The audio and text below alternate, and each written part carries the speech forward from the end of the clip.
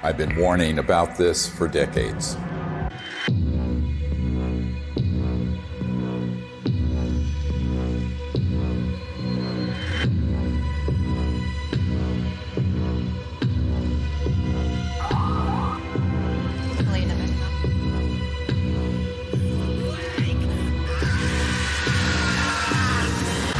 No, not that. This. Speaking of conspiracy theories that actually have truth at the bottom of them, the Corona Relief Bill the President signed last month contains a provision that hasn't gotten a lot of attention. It directs the Director of National Intelligence, in consultation with the Secretary of Defense and the heads of other agencies, to disclose what they know about UFOs within 180 days. So what are they going to tell us? I provided briefings for 4 presidents, foreign heads of state, generals, and a sitting CIA director who later betrayed me. I've seen lives destroyed. William Colby has been missing since April 27th. His canoe was found washed up on the banks of the Wicomico River. Friends murdered. Unthinkable evil unleashed on our planet. All to protect this illegal and immoral secrecy. And nothing I've seen scares me more than this unprecedented moment we are living through. We're in the final hour of an agenda that has been playing out for nearly a century. Centralized monopolies of power in government, the defense industry, and the corporate media are all converging on the same narrative that extraterrestrials are real, they're here, and they're a threat. Those are not weather balloons. Those are clearly autonomous aircraft of some kind that are, as you put it, swarming U.S. military craft. So these are there are 2 options. Under intelligent control. These are craft under intelligent control, and they're flying with impunity, Tucker, within our airspace, and they can outmaneuver, outperform anything that we seem to have. We need to find out who's operating them and also what the intent is. The truth is, we do know who's operating them. Some are indeed extraterrestrial, and they are absolutely not a threat, as you will see. It is, in fact, the secrecy that is an existential threat to life on Earth and beyond, as stated by the first CIA director, Vice Admiral Roscoe Hillenkoetter.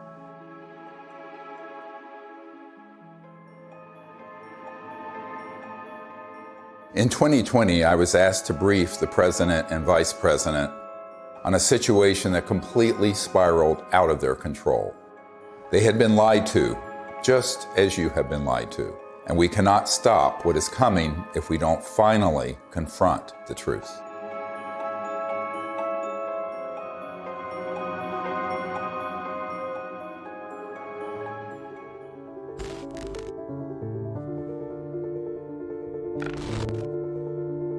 This may be one of the most important photographs ever taken. A dissection of an unknown humanoid from sometime in the 1920s. It clearly isn't human. I don't call it extraterrestrial for one reason. We don't have the history of that it came out of an interstellar craft. We don't have the genetics on it. And there are a group of doctors who are obviously doing the dissection, and then there are suits, very much look like government officials in the perimeter watching. A woman called me up a few months ago whose mother was a seamstress on the atomic bomb project and built the covering for the bomb that was dropped on Hiroshima and Nagasaki. So she was cleared to the A-bomb project. She was then, of course, moved to the only atomic bomb squadron in the world at Walker Field, which is where Roswell is. At that time, she acquired this photo. How do we know? We tested the paper to establish that it was pre-19 early 50s. And it's a photo of a photograph. And so we do a whole research project on it. We have it analyzed by the top medical archivist in the world, Dr. Burns in Manhattan, who establishes that it is the 1920s. We have the top clothing experts at the Metropolitan Museum of Art determined that those absolutely are from the 20s. So medically, clothing, everything. But if it is what we think it is, it means that there had been targeting and retrieval of extraterrestrial material and beings that are 20, 25 years before Roswell. And that opens another whole chapter. Now, the reason I think that's quite possible, I've had members of my team who've been in the vault and in the classified projects who have seen top secret files going back to the late 1800s and early 1900s dealing with ETs and ET craft and beings. So everyone thinks everything happened at Roswell. No, this goes back longer. Think about that. At least 100 years of UFO secrecy. Do you really think this guy, or this guy, or God forbid, this guy, really have a grip on this issue? Excuse me, I didn't mean to fart out of my mouth. They don't. This is why heads of state from around the world come to me, a retired medical doctor, to get the truth about this phenomenon. And sadly, they don't have the power to do much about it once they know the truth. In 2001, I brought together 20 senior military, intelligence, and aerospace whistleblowers at the National Press Club in Washington, D.C., for a press conference that would change the world forever. The men and women who are on this stage and the some 350 additional military intelligence witnesses to the so-called UFO matter and extraterrestrial intelligence can prove and will prove that we are not alone. This marked the public debut of the Disclosure Project and the launch of the global disclosure movement to end UFO secrecy and disclose technologies that would end poverty, climate change, and the use of fossil fuels overnight and transform every aspect of life on Earth. One of the biggest bombshells at that 2001 press conference was the testimony of Carol Rosin, an aerospace executive who worked beside Wernher von Braun, the Nazi rocket scientist who came to America after World War II to work for NASA. Carol received his deathbed confession, a testimony so terrifying that we spent the last 20 years trying to warn about it. Now here was von Braun sitting at a desk when I first met him, explaining to me that he was told he only had 3 to 6 weeks to live, but that he was going to stay alive long enough to teach me what the real game is that's going on. And it started out when I was in the industry, the Russians were the threat. We had to build space-based weapons against the Russians. And then third world countries called nations of concern at that time. And then the asteroid threat, which I thought was kind of comical that we could just put weapons up there to shoot down or steer an asteroid. And then it leads to the last card. And then he would repeat to me over and over, and the last card, the last card, the last card would be the extraterrestrial threat. He explained to me that there was a moment when we were going to be told that the extraterrestrial beings, that their craft were a threat, and they were not. These craft that have come here are now not UFOs, they're identified flying objects, and we know that they have beings in them. And we have witnesses here who have told you that they can shut down our missile silos. They can stop a rocket going into space that's a test. We have witnesses here who have worked in the classified departments who have the courage to come forward here to support what Wernher von Braun told me back in 1974 to 77. At the end, I said, and it's all a lie. Well, it's still all a lie. The ultimate dream of the dialectical war machine, the military-industrial complex, is to have this war with a potential extraterrestrial civilization. It's their dream of all times. You know, you can roll into place all the kind of strictures of a national security state. You can spend literally trillions of dollars a year on massive military equipment, super high-tech equipment, et cetera.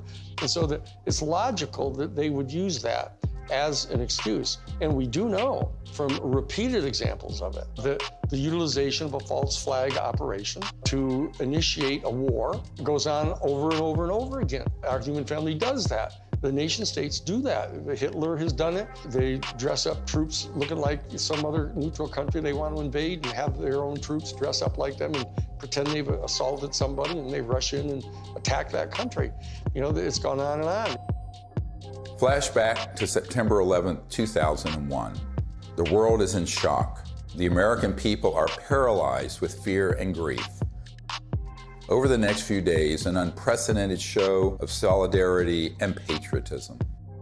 Americans fly their flag from every car and hang them outside their homes. They unify around an overwhelmed president, brought together as one by terror and loss.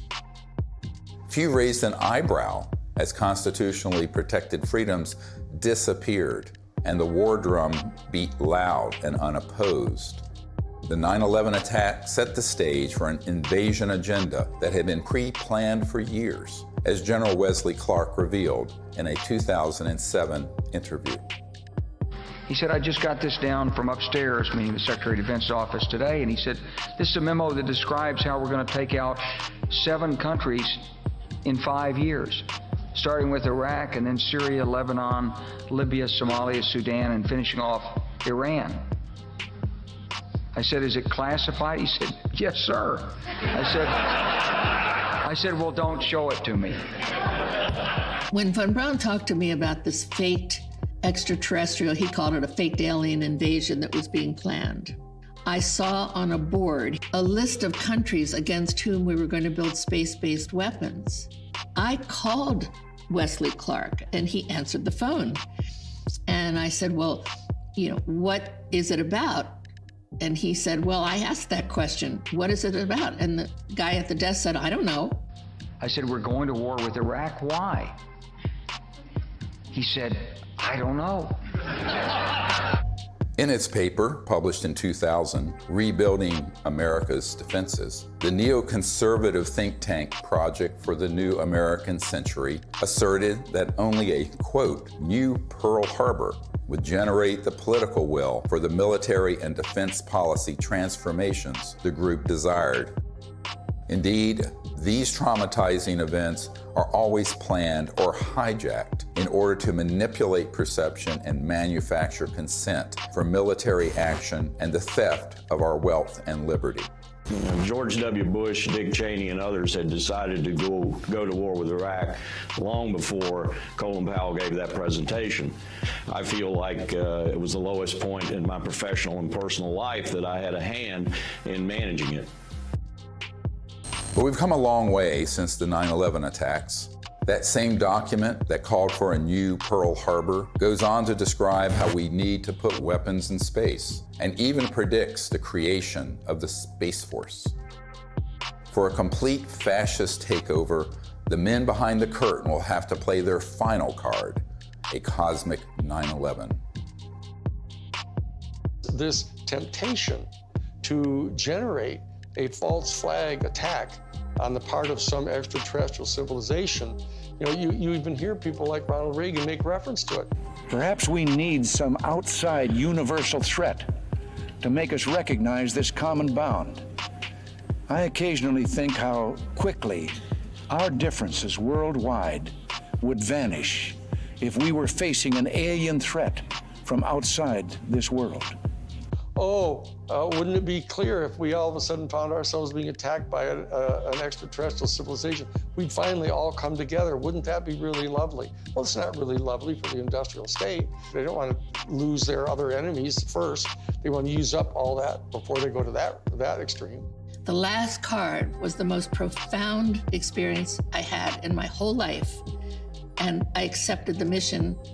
And until Stephen Greer picked me up and talked me into going to the Disclosure Project, when I had just about given up, that's when I saw that there were other witnesses to what's going on, to the truth, to the facts. When she told me what Wernher von Braun had said, it didn't surprise me, because I had previously met with a number of people in the defense industry and in the intelligence community who had already told me that there was such a plan and that it could be actuated at any moment. And that was one of the long-term agendas, was keep the technologies away so we can maintain our industrial base of fossil fuel and all this. When we're ready to pull the trigger on releasing this information, spin it in the direction that benefits the foxes guarding the henhouse, the people holding these secrets.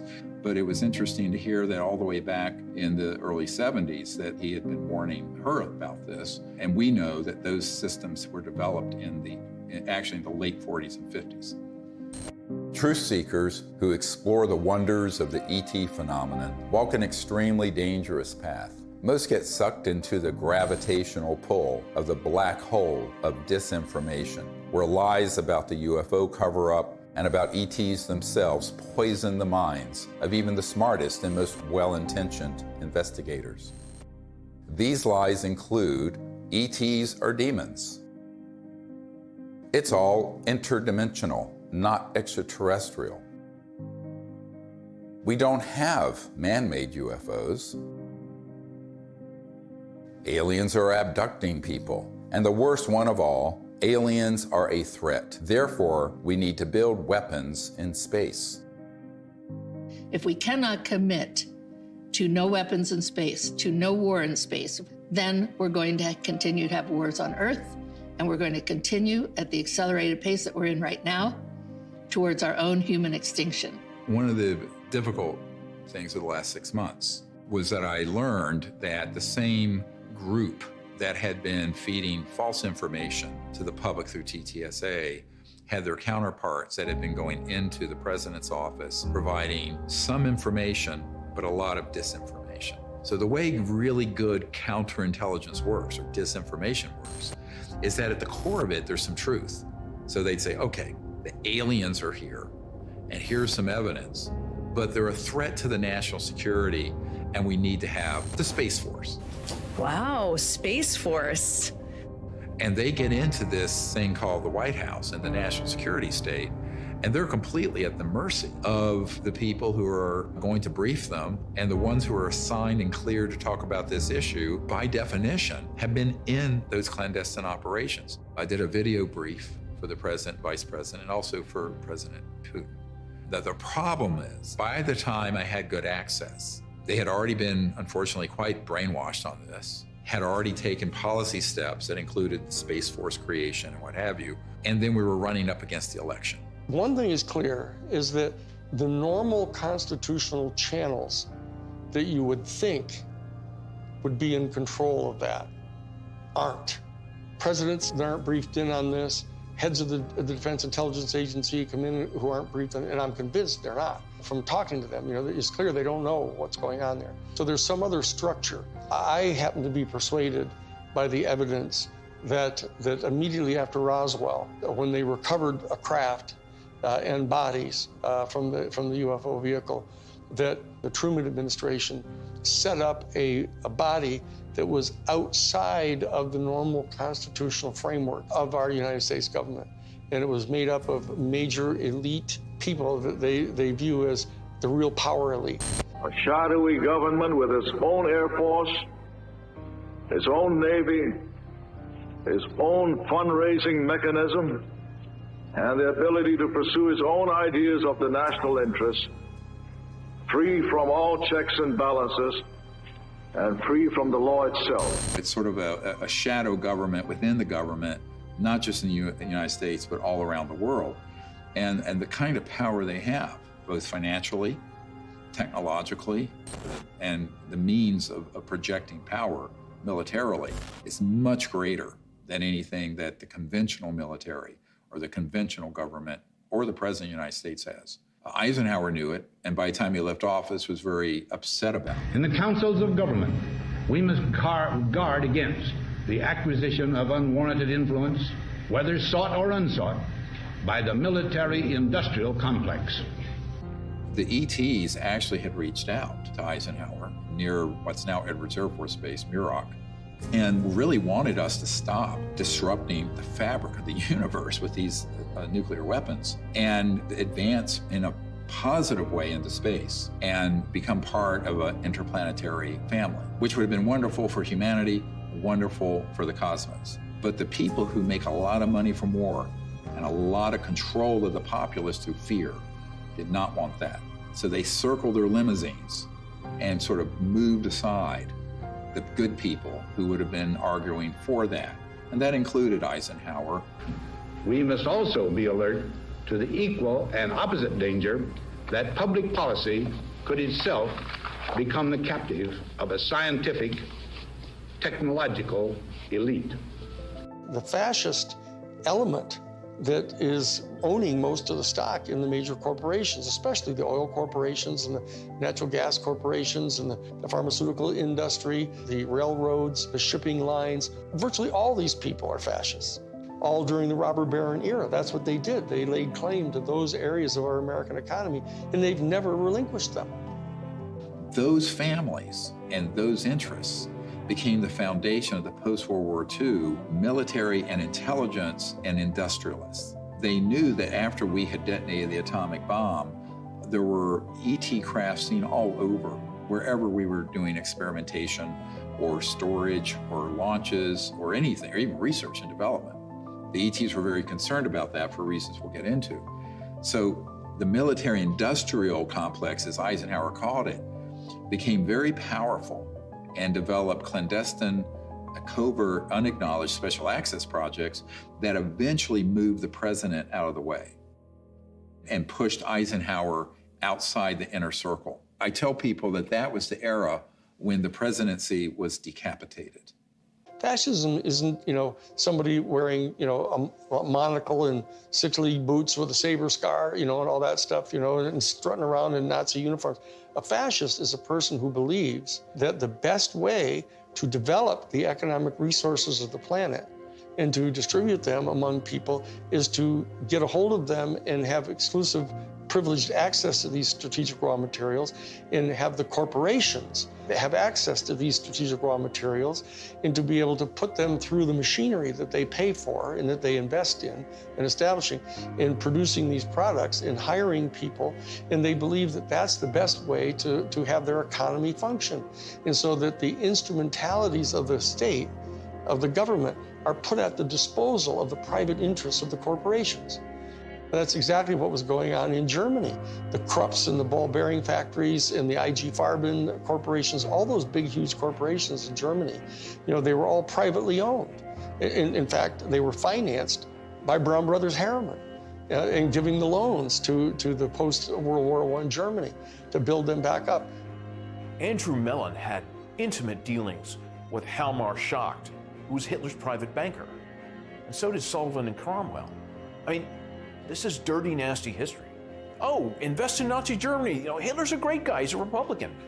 Don't worry about it. You'll make lots of money. And then Standard Oil, through straw man in Portugal, all during the war. I mean, business thrives during war. You know that. It's a racket.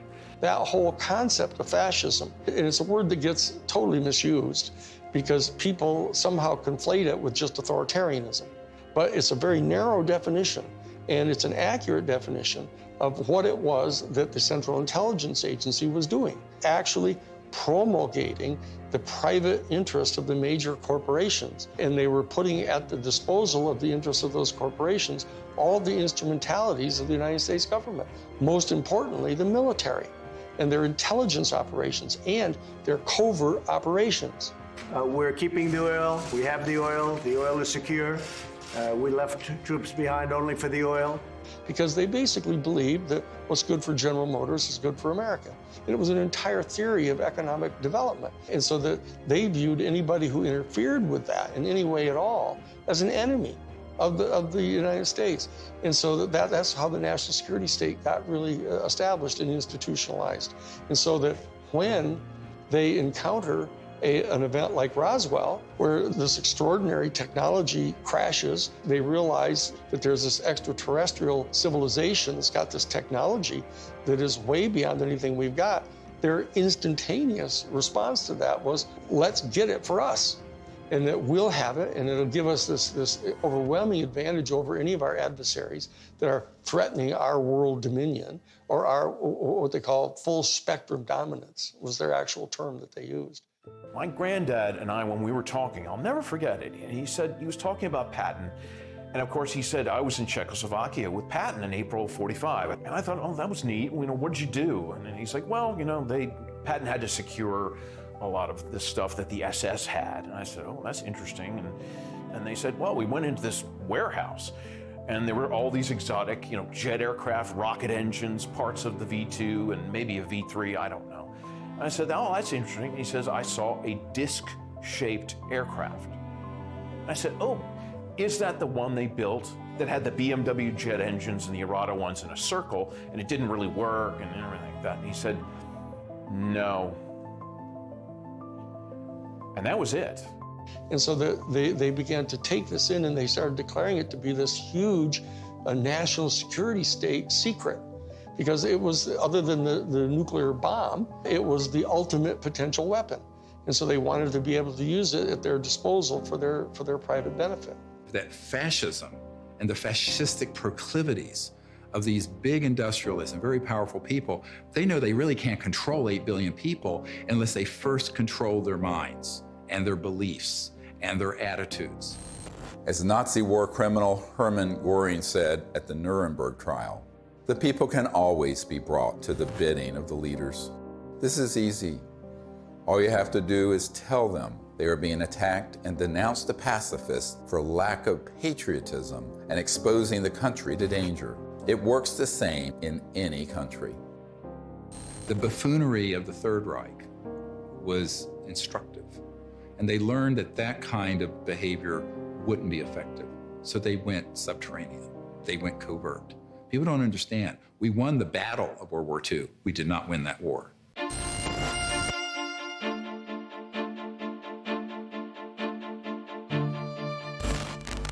My name is Paula Harris. I'm an international investigative journalist in the area of UFOs. I've been working in this field since 1979. When I was living in Italy, I was reading in a journal that two little boys, they called them Indian boys, had been present at a crash near Socorro, New Mexico.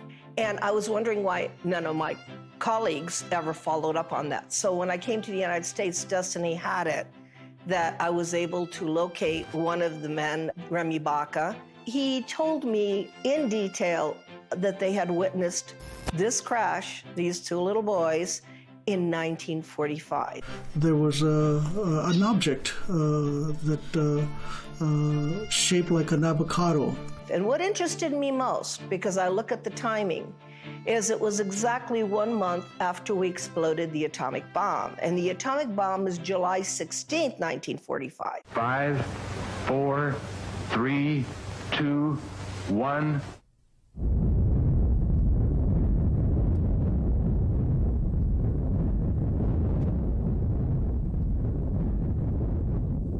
And they actually went up to the crash site and saw 3 beings.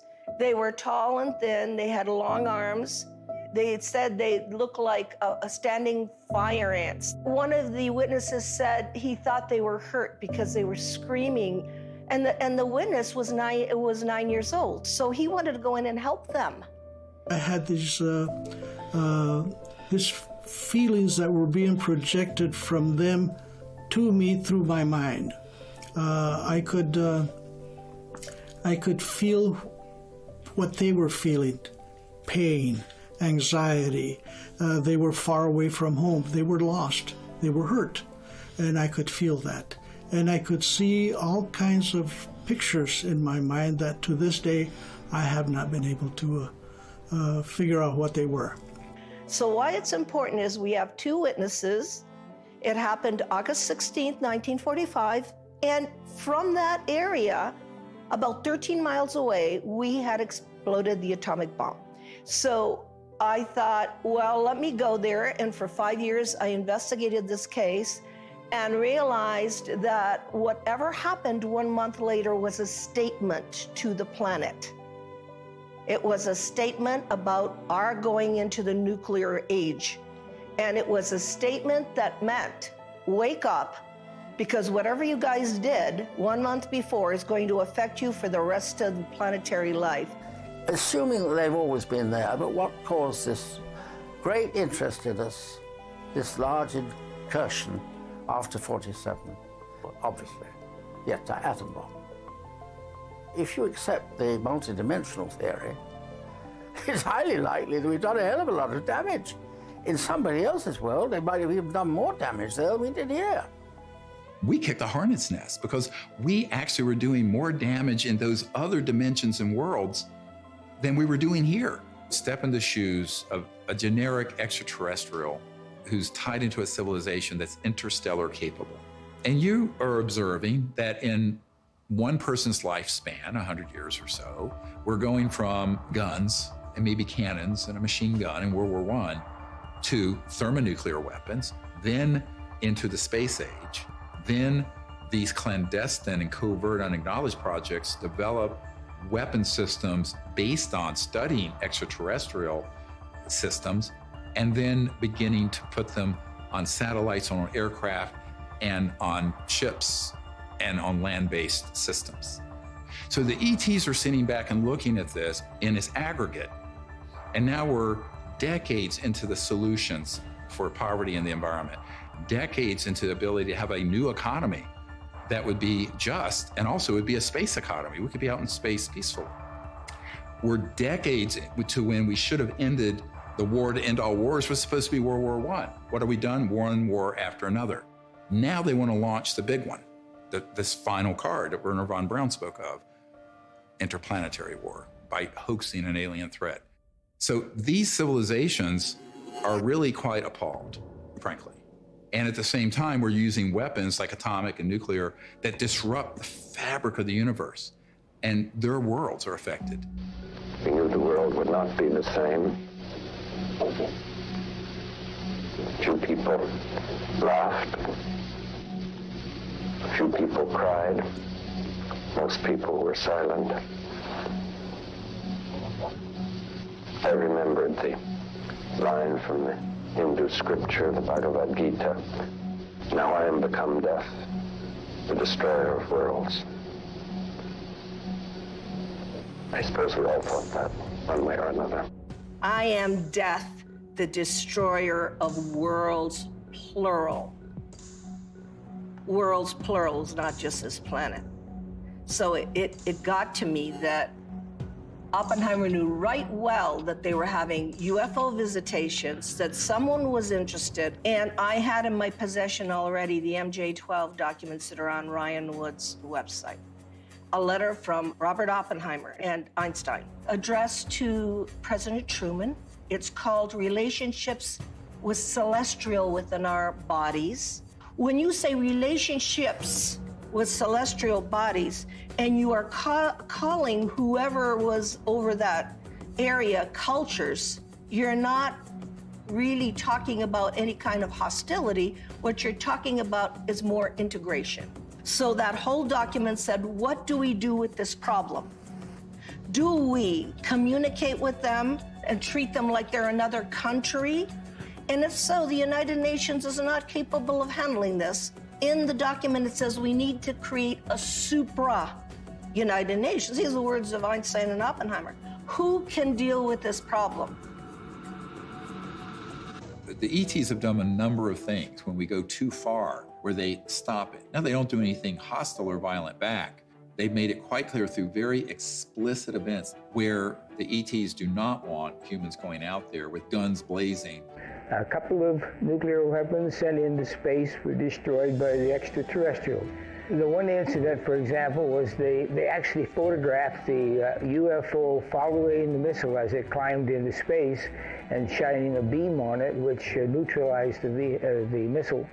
And that is their major concern, is to preserve the integrity of the Earth, because it affects their own system.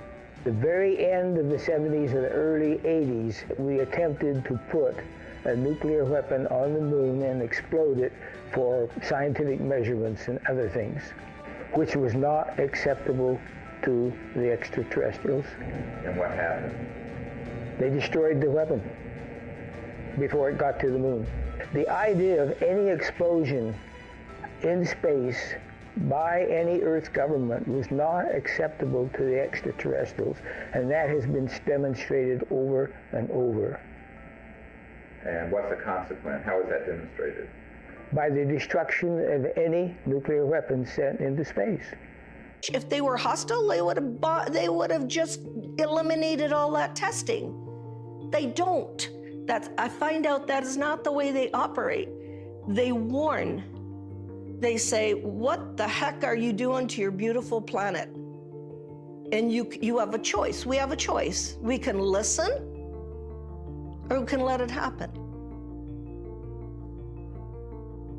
If people are watching the media right now, they're not hearing about the peaceful extraterrestrial craft. What they're seeing are released, supposedly leaked documents, leaked videos, much of which is not even true. They're not real. It's faked right there.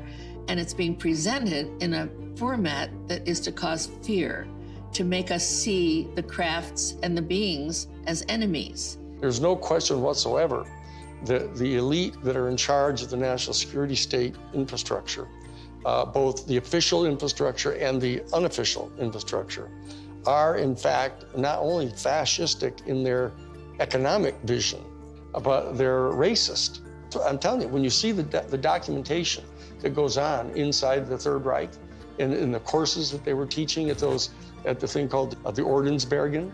The Ordensbergen was this series of 4 castles where they trained the SS people, and you get access to their documents where they're talking about this eugenics and everything. Why is it that they hate the Jewish people the way they do? And people don't have any idea. People got some weird, distant ideas about this, mainly because we allied so closely with the fascists, even immediately after World War II, that they suppressed all of this information about them. And so people don't really know the details of what their thinking was. But the bottom line is that this issue of racism runs extremely profoundly deep in this elite, white, male, Caucasian elite that owns most of the stock and shares of the major corporations and are the promulgators of this fascist ideology, right? And these are the people that were put in charge of the UFO program right from the beginning. Many people who would consider themselves New Age and into all this stuff fall into these camps of, well, there are the good aliens and the bad aliens. And the good aliens almost always look like someone from Norway. And the bad ones have different features or maybe darker. I'm going, this is racism. You just call it out what it is. This is absolutely racism extrapolated into an interspecies level. Not just racism, but speciesism, which is even deeper. We have to try to overcome this. We have to train ourselves. They're hoping that we as humans evolve out of this mindset of ingrained racist tribalism and not go down the path that these covert interests want us to do and extrapolate into space, push out into space the racist world we've had. I call it exo-racism.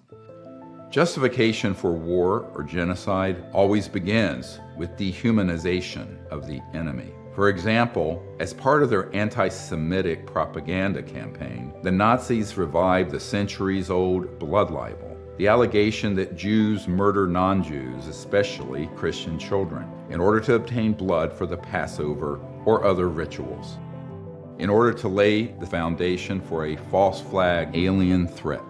The national security state has engaged in a similar propaganda campaign for decades, a cosmic blood libel. The national security state apparatus and their media allies have been flogging that particular theory that these extraterrestrial civilizations are all here to eat us or to take over our planet and rape our women. There's a whole scenario that's always gone on the part of authoritarian warrior states. About the ultimate other, the Hun. 95% of all of the movies that have ever been made about extraterrestrial life have portrayed them as hostile and dangerous to us, and it sells in that way. I don't know why people watch those movies. But on the other hand, I don't know why people watch cage fighting either. When Unacknowledged went viral and got hundreds of millions of people to see it, within months, they stood up the TTSA with Luis Elizondo, who is a famous disinformation operative in the Pentagon, at least amongst intelligence officials that I've met with, and others who are well-known disinformation figures within the UFO subject. That began the whole process of trying to pull the narrative back to, gee, we don't know what these are, but here's the evidence that we're, quote, leaking, which wasn't a leak, it was a controlled release. And then they hit the button, so the mainstream media that will take dictation from the intelligence community begins to cover it in the New York Times and CNN and every network around the world. Whereas the Disclosure Project has 100 times more direct military witnesses and better evidence. And they wouldn't touch it because it doesn't have the threat narrative attached. It doesn't have the agenda attached. The UFO threat is being exposed by this former Defense Department official. There are unidentified vehicles violating U.S. airspace with unknown intentions and extraordinary capabilities being encountered by U.S. military personnel. We don't know where they're from. Chris Mellon, descendant of one of America's most influential families, oversaw the budgets for some of the military's most top-secret weapons programs. I think there's a reason they picked a Mellon. This is a tradition in our family. You know, as you said, the Mellons were the first family of intelligence that will go along with, you know, we need to do this for the good of the country. You know, yes, you gotta lie and do whatever you have to do, but, you know, this is what we need to do. And they'll just do it. I mean, I'm not gonna, you know, stay silent when members of my family lie to the American people. I won't do that. It's one thing for my dad, you know, in the old days, to get up there and do some mild fibs about, you know, highways. This is not. You're messing around with the survival capability of the human race. Correct. I mean, that's not an overstatement. Right. This is deadly serious. It's not funny.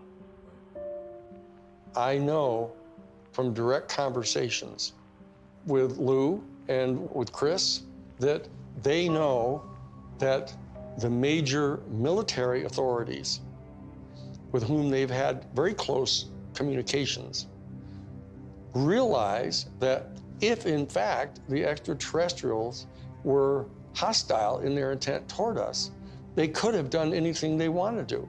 They can come and go at their pleasure. And so that in that regard, they do not constitute a clear and present danger to our national security. But they also know that they're in the habit of getting their funding for all of their entire organizations, et cetera, by flogging a threat.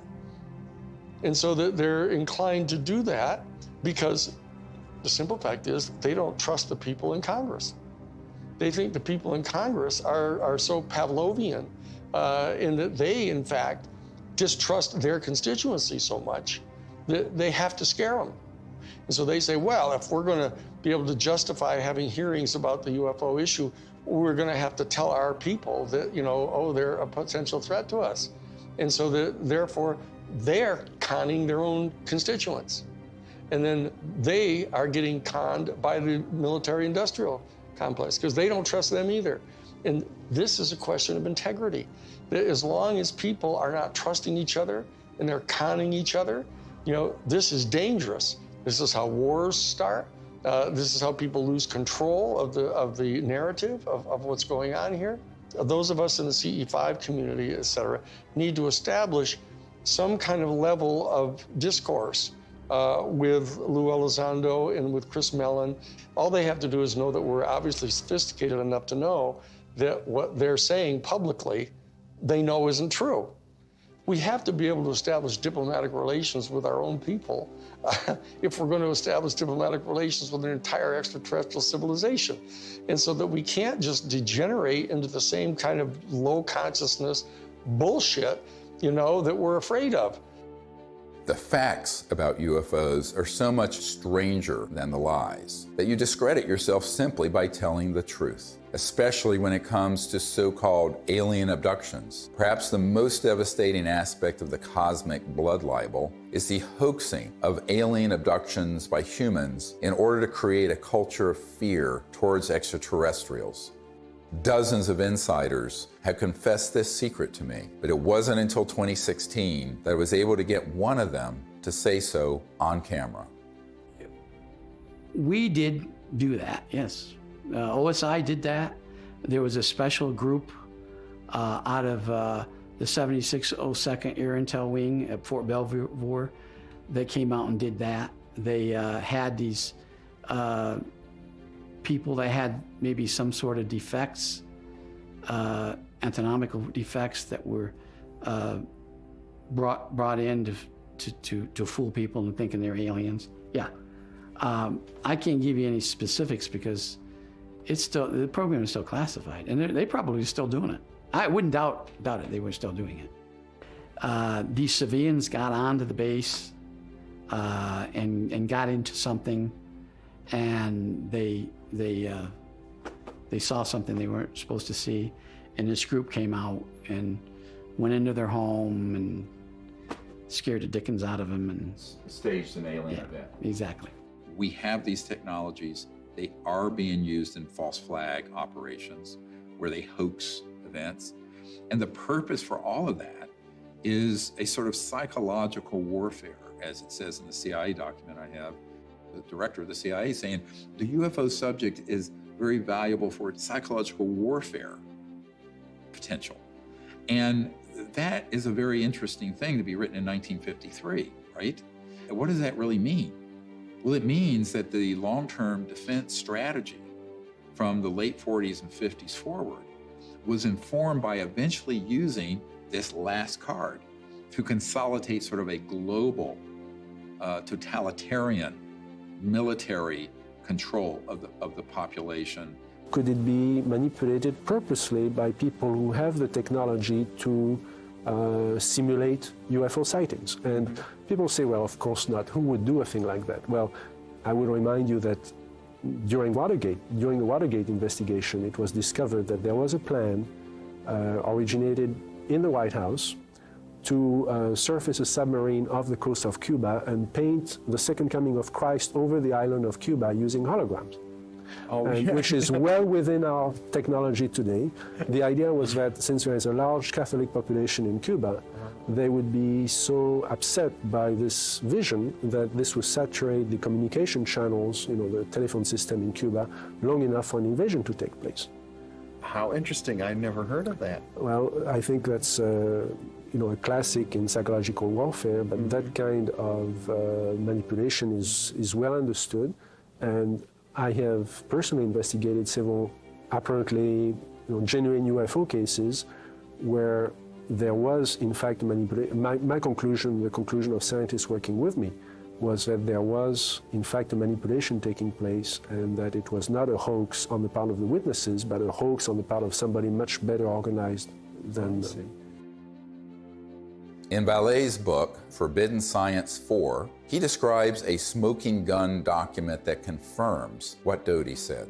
In an entry dated Thursday, 26th of March, 1992, Vallee writes, "I have secured a document confirming that the CIA simulated UFO abductions in Latin America as psychological warfare experiments. We reached out to Dr. Vallee and asked him if we could publish the document in this film. He refused and tried to blame the producers of this film for his decision to not release it. Unfortunately, others in the UFO research community have similar evidence of this cosmic false flag, but are afraid to come forward publicly. This lack of courage or integrity, or both, is precisely why the secrecy persists." I also asked Richard Doty about the last card scenario, using the military lingo for false flag, deceptive INW, which stands for Deceptive Indications and Warnings. Have you been exposed, or did you come across in your career and your network the false INW or the Deceptive Indication and Warnings projects related to this? Yes. And what did you find out about those? That's pretty hush. I don't think I should talk about that. Yeah. I mean, that's what when I briefed the head of the Defense Intelligence Agency, that was the main subject. That is, that's very sensitive. Yeah, it's very sensitive. Yeah. Extremely. Yeah. So we'll just pass that question on.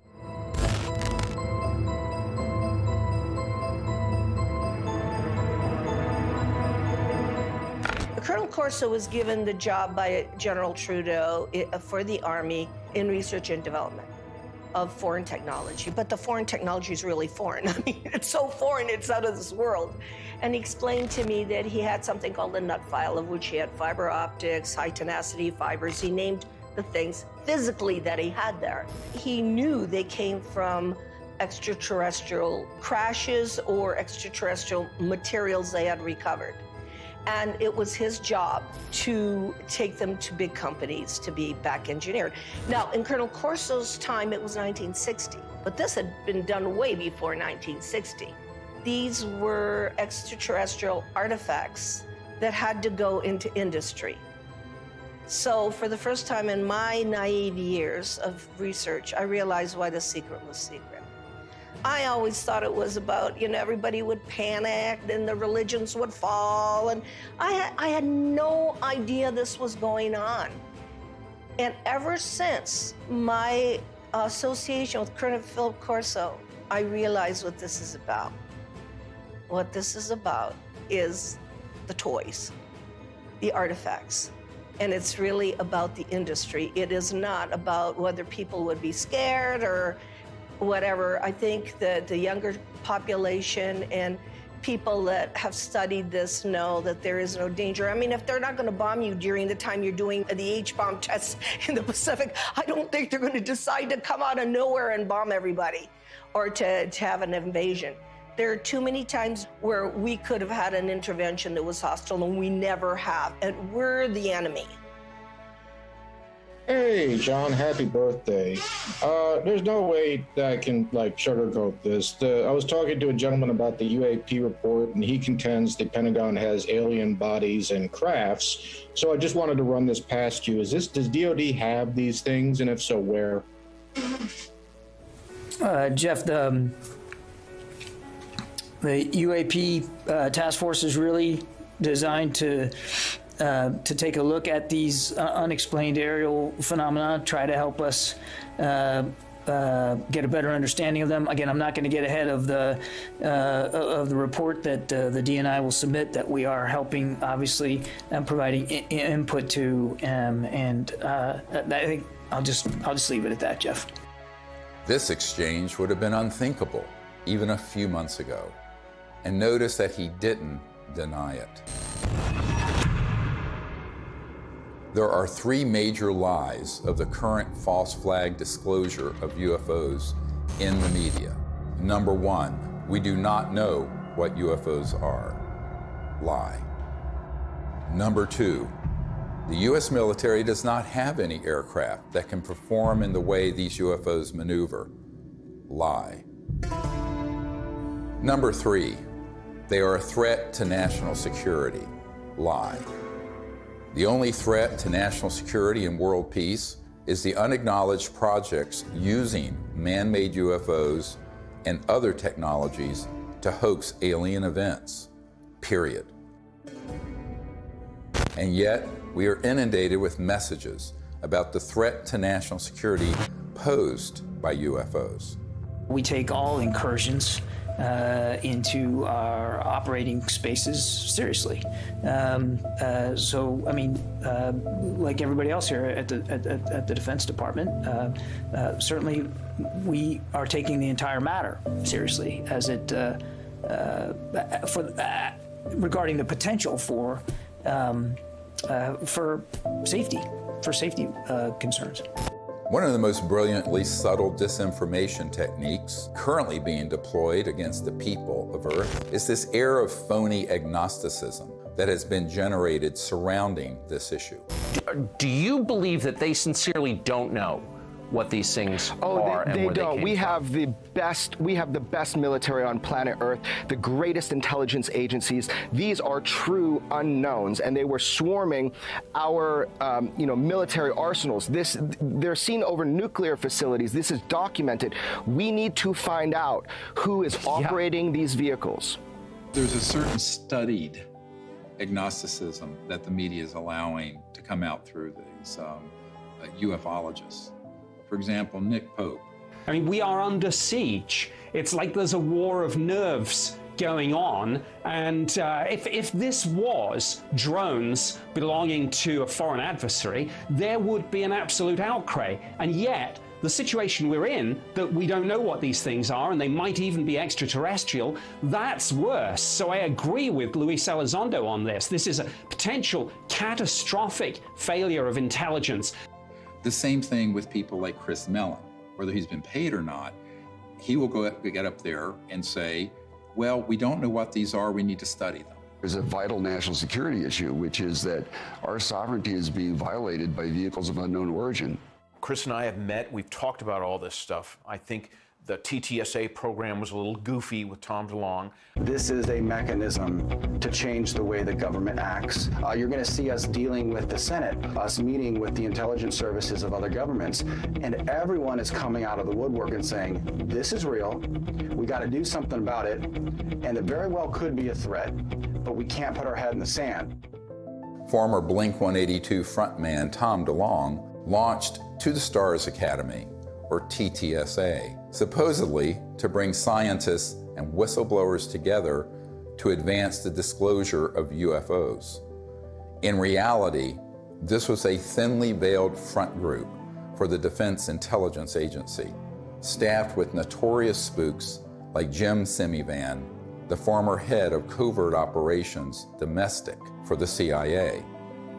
All of a sudden, the same media outlets that historically ridiculed this subject started fawning over DeLonge and his entourage of disinformation agents, and always with the specter of an alien threat. Hal Puthoff was soliciting me for funds for his quantum communication thing, which I think the Navy has had for 30 years. So there's a lot of disconnects going on. And of course, they've left that TTSA program, and I don't blame them. I think it was a shit show. And some type of CIA, quasi-psyop, something. And I don't think anybody was really excited about it. And when they say, this is a mystery we need to solve, that is not true. As you and I know, the US military, especially the Navy, has reams of information on every shape of craft, where it's from, who's driving it, what they're up to, Forget it. It's just been going on for 70 years. The military-industrial complex is not stupid. Neither are the branches of the military. They know exactly what's going on. I think Chris means well. I really do. I don't think he's one of these guys, that's going around here, I'm going to fool the public and get paid for it. He doesn't need the money. I don't need money. We don't need fame or money. That's the last thing a melon wants. I'm telling you. And of course, TTSA even had a Lockheed Martin Skunk Works engineer who said, we need more money to study this because we don't know how these operate. In 1984, I got my chance to go to the Skunk Works. I'm working on things that defy imagination. Meanwhile, we published a letter that was written to Ben Rich, the head of the Lockheed Skunk Works. And the person writing was a friend of Ben Rich and said, are these UFOs ours or extraterrestrial? And Ben Rich writes back, they're both. He acknowledges that they are both extraterrestrial and ours. Now, this is not some ufologist. This is the head of the Lockheed Skunk Works, the premier aerospace engineering entity arguably in the world. Another man exchanging letters with Ben Rich was military aerospace historian James Goodall, who was Rich's pen pal and confidant for 25 years. I met Mr. Goodall in April of 2021 at the 20th anniversary of the Disclosure Project, which we celebrated in Scottsdale, Arizona. He was dying of esophageal cancer. This is the mid-90s. He'd already retired from Lockheed. And I tracked him down. He was at USC Medical Center near the end of his life. And we were talking about John Andrews and some other stuff, and we started talking about UFOs. And he said, Jim, we have things out in the desert that's 50 years beyond what you, and he was talking directly to me, beyond what you can imagine. And if you've seen movies like Star Trek or Star Wars, we've been there, done that, or decided it wasn't worth the effort. I said, Ben, you want to expand upon that? And typical Ben response was, no. The first time I realized that some of these vehicles were actually man-made was when I met aerospace illustrator Mark McCandlish, who testified at the Disclosure Project press conference about a highly classified air show at Norton Air Force Base, where reverse-engineered flying saucers were unveiled for those with a, quote, need to know. A male staff member in Congressman Brown's office not only confirmed the exhibit, but the fact that there were 3 discs at that exhibit. These discs were hovering off the floor without any visible means of support.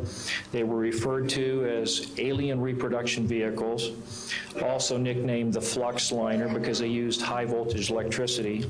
This is a diagram that I made based on a sketch that Brad Sorensen did for me in rough form shortly after he had his sighting, and subsequently cleaned that drawing up and made it much more accurate. And that's the drawing that Dr. Greer is holding there now. Later on, I obtained photographs that were taken in 1967 by a military pilot, Harvey Williams, flying a C-47 for the Air Force at 12,000 feet, approximately 25 miles southwest of Provo, Utah. This particular vehicle matches the so-called ARV in all proportions and respects in terms of the detail of the shape of the craft. News articles from the 1950s describe how we were on the cusp of unlocking the secrets of gravity, which would unleash a technological revolution. But suddenly the article stopped without explanation. This is the point where we cracked anti-gravity technologies and it went totally covert. And this Tic Tac, the word is, it's Lockheed Martin. It's the successor to the TR-3G Black Triangle model. Elizondo just will talk the bark off a tree. He goes in circles. He's a great counterintelligence guy. I'd love to get into a debate with him, but of course that's never going to happen. Well, this is a document that was obtained through the Freedom of Information Act, and it demonstrates quite clearly that we have had issues with these, if you will, these UAPs or UFOs in the vernacular for at least 70 years, at least since 1950, probably earlier. And this is official U.S. government correspondence. This isn't some eyewitness report from a civilian. This is official government documentation from military personnel to very senior military brass. And what it says is very quite compelling that, look, we've had a lot of military and intelligence eyewitnesses, to include special agents and scientists, and all of them are seeing these things. And more importantly, the frequency has occurred on a regular and continuing basis over sensitive U.S. military facilities. And this has been occurring, Tucker, again, since 1950. The U.S. government has finally admitted that this is not some sort of secret U.S. technology. Quite the contrary. Over the years, dozens of defense and aerospace industry insiders have briefed me on what they were really working on at places like the Lockheed Skunk Works, going back to the 1940s and 50s. Many of these man-made aircraft have been spotted by thousands of eyewitnesses and become part of the UFO lore, indistinguishable from actual ET craft. These rogue, covert operations within the military-industrial complex stage thousands of sightings, abductions, mutilations, and disturbing encounters with our public-facing military, knowing these incidents will be mistaken for ET craft.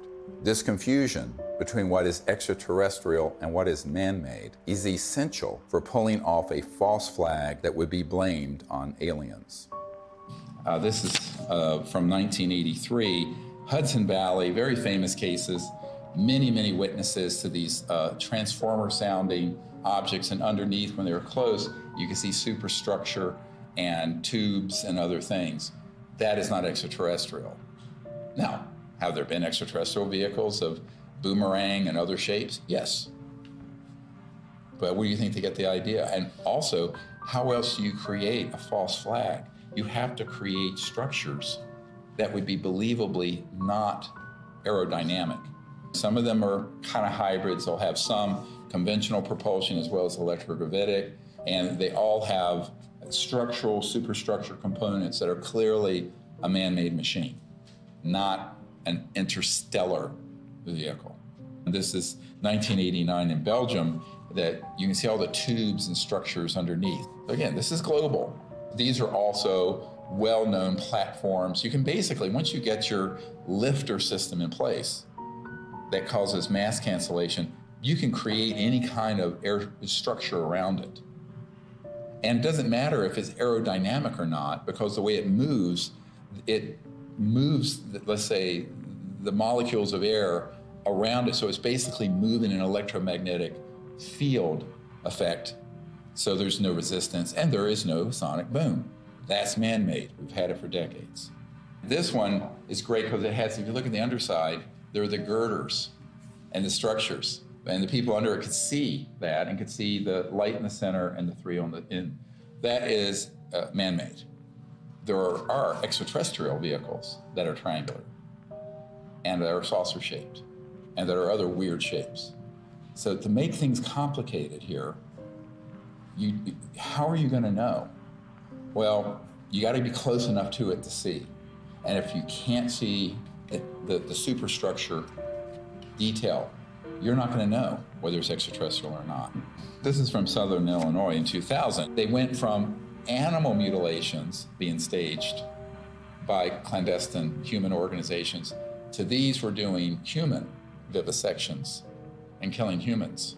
But of course, they wanted everyone to believe the aliens were doing vivisections on people. No, it wasn't. Which ones are man-made and which ones are extraterrestrial beings?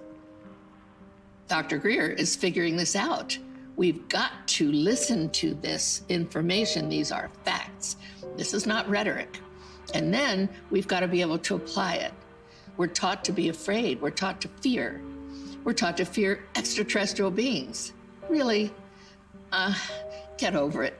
Meanwhile, you have people who would purport to be experts in UFOs going on Fox News and other news outlets saying, we don't really know what these are. It's a big mystery. They've lied by omission, and when they say it's a mystery, that's a lie. Okay, I'm sorry, but that, I'm not on board with that. And that, But they have to know that's a lie. Right. So they do, and I think, it's obvious. So, that's why I'm giving this interview with you today. I mean, I've had enough of that. I had enough with my dad. Was he a liaison to Majestic 12 as a magic member? Probably. He probably had 2 pages of the UFO file. Don't worry about the rest of it. Just 2 pages are all you need. Okay, yes, sir. And Chris is going, yes, sir, too. So those people are very studied agnostics who act like we don't know, we don't know, we don't know. And that's why they're given an audience. If they were actually to say, here's what they are, here's what they're doing, which is what a truthful disclosure would be, they would be banned off those networks. I don't think I've ever spoken to anyone who has seen more reports, paperwork, photographs, interviews as you on this topic. Has there ever been a confirmed extraterrestrial ship? We'd have to say no. We'd have to say what's confirmed is that we don't know what this, let's call it a ship or an object. We don't know what it is. We can just say what it isn't. Right. And you can ask yourself, well then what, and of course what we call the extraterrestrial hypothesis is a valid one. I mean, maybe it is from some other place in the universe. In the axis of disinformation, Leslie Kean is the original shameless opportunist of ufology. Over 2 decades ago, Leslie embedded herself in the planning and execution of the Disclosure Project and then betrayed our trust by hijacking our top secret witnesses and case studies and repackaging them. Most people don't realize that on the day of the Disclosure Project press conference, intelligence agencies jammed our signal leaving the National Press Club building for the first hour. Leslie was there and she knew that we had revealed too much. She adopted this fake agnosticism so that every door to mainstream media outlets would be open for her. Anything that can operate in impunity within our airspace, within restricted airspace, that can have near misses with our Navy pilots, it has to be considered a potential threat. Anything that's in the skies that we don't know what it is, and it's demonstrating incredible capabilities. The only way the Department of Defense is going to deal with it is to see it as a potential threat. Anything that enters an airspace that's not supposed to be there is a threat. After receiving classified briefings on UAPs, Senator Marco Rubio called for a detailed analysis. This past December, while he was still head of the Intelligence Committee, he he asked the Director of National Intelligence and the Pentagon to present Congress an unclassified report by next month. We've gone this way before. There have been many initiatives. Gerald Ford, when he was congressman, held hearings, went nowhere. The whole window dressing of Project Blue Book, and then that was just really a publicity stunt by the Air Force. And most recently, the $22 million that the Pentagon spent on this Bigelow aerospace study. I had a Zoom meeting this summer with General Herbert, the chief advisor to Senator Harry Reid, and they authorized this funding.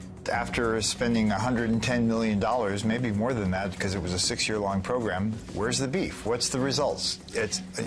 That money went to Robert Bigelow, who was in Nevada. And he's a buddy of Harry Reid's, right? Right, who was chair of that committee. UFO proponent, exactly. Thinks they've definitely come here many times. Right, so, you've spent $100+ million gathering information, and what did you do with it, outside of, collecting a couple of videos? The people in that circle around Mr. Bigelow and Bigelow Aerospace were all operatives of these unacknowledged special access projects. They made sure that those $22 million were the equivalent of opening a toilet lid, putting the money in and flushing it. And so what General Herbert said to me is that even in the meetings in the Senate classified SCIF, Secure Communication Information Facility in the Senate, all they got was like a 40,000-foot view. He was an Army pilot. And no detail, no nothing. And I said, yes, that is what was done, and was done on purpose. And so there was a pretty sizable budget for this program. What did they find? Well, I mean, basically what they did with that budget is a lot of different research to try to document what was going on, to try to understand the physics behind how the objects, move around, and then to just keep records of what they were observing. But they haven't been able to find what they are, where they're from, or anything like that. And I said, do you feel they were holding back? He says, oh yeah, a lot. And we were very angry about it. Ultimately, the reason that $22 million grant wasn't renewed is that he and others realized they were being zoomed. They were being deceived and getting nothing out of it. It remains to be seen if they get anything out of this mandatory Director of National Intelligence and Office of Naval Intelligence report that's going to go to the Congress. I think that the more information that's in it, it could be even more dangerous than nothing, because I think they will cherry pick cases that they will spin as evidence of a national security threat. And that's what's been ramping up in the media. So my concern is we need to get ahead of that curve and release to the public this information with the evidence and everything we're presenting, so that people at least ask the critical question: is that report full and accurate? And is it even the truth? I think we need a lot of skepticism. If it's coming out of the US government or any other government and the mainstream media, until proven otherwise, it is cherry-picked information and someone has an agenda because they've hit the button, the go button with the mainstream media to cover it in a very specific way that does not redound to the benefit of the human race. Von Braun gave me the idea that we should have a bill in the Congress and it should have a matching treaty. Well, we did for a while, but in the Congress it didn't work, not in this country.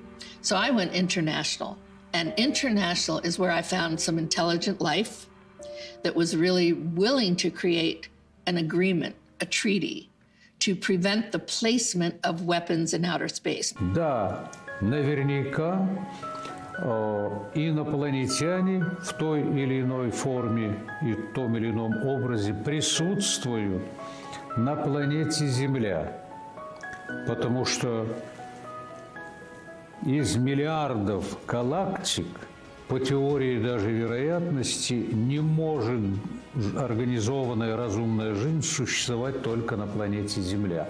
Но пока инопланетяне своим присутствием не нанесли никакого ущерба землянам, инфраструктуре и вообще живым организмам на Земле. Поэтому говорить о том, что есть инопланетная угроза, это, наверное, не соответствует реальности. The beauty of having these Russian generals come forward and say this is that we've had a lot of, like Colonel Corso and others, come forward with evidence. Now we have these senior people in Russia And we need more countries to do this, where they unshackle their leaders who know the truth of this and speak the truth to the world community. Now, if you listen to a lot of people, you hear, there are already weapons in space, blah, blah, blah. But the fact is, if anyone reads this treaty, which is hard to get them to do, it's on peaceandspace.com, then you will start to see, and it does tap people, along with the treaty, CE5 events where people can actually have an experience. What more do we need? Well, if you're listening to the scientific method that's been taught to most of us, there's no evidence, we're still looking for it. That is ridiculous. What about the people like me, like Dr. Greer, like 900 other witnesses? What about them telling the truth, risking their lives? The courage that it takes to do this, I haven't had it until now. There is another path, just outside the gravitational pull of that black hole of disinformation. It's the path I've spent my whole life fighting for and protecting. It's the path that leads to enlightenment, world peace, and the realization of technology so advanced that to us, they would seem magical. This is the path of truthful disclosure and peaceful relations with our brothers and sisters from the stars. CE5, or Close Encounters of the Fifth Kind, is a set of protocols I developed to initiate peaceful contact with interstellar civilizations.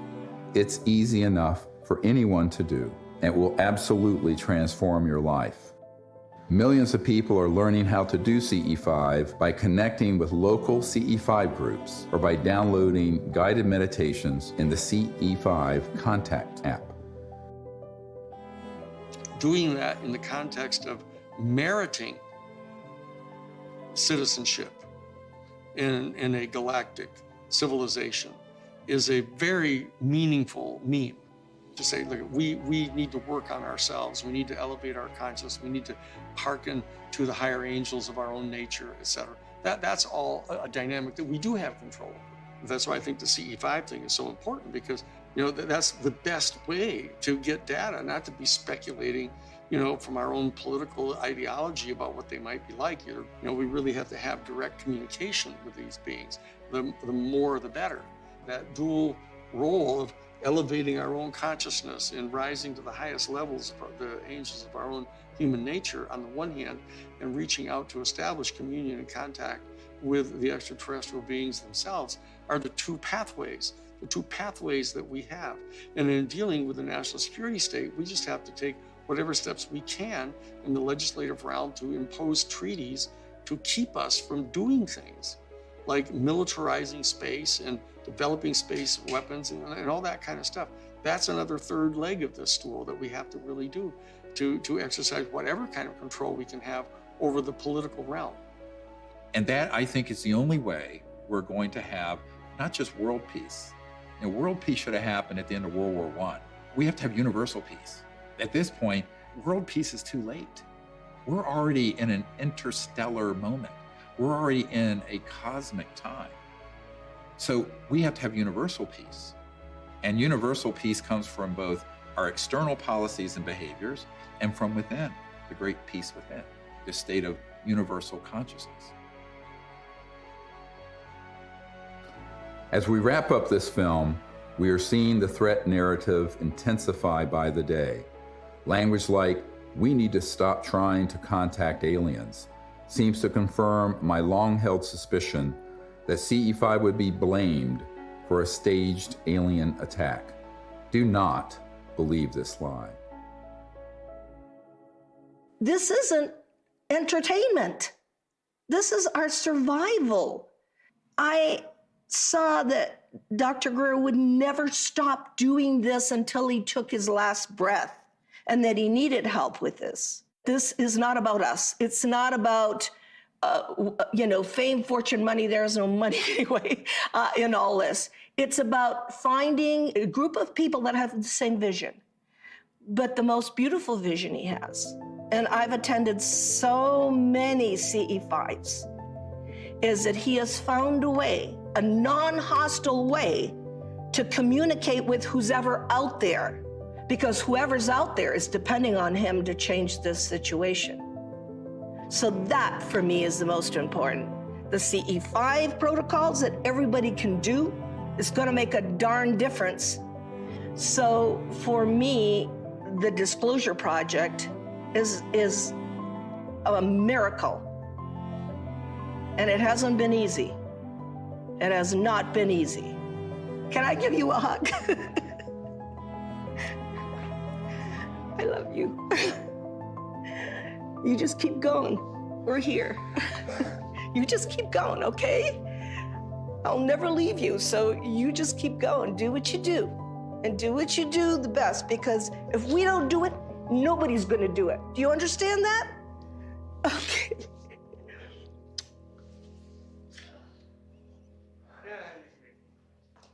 No, okay, can I go outside and get some sun?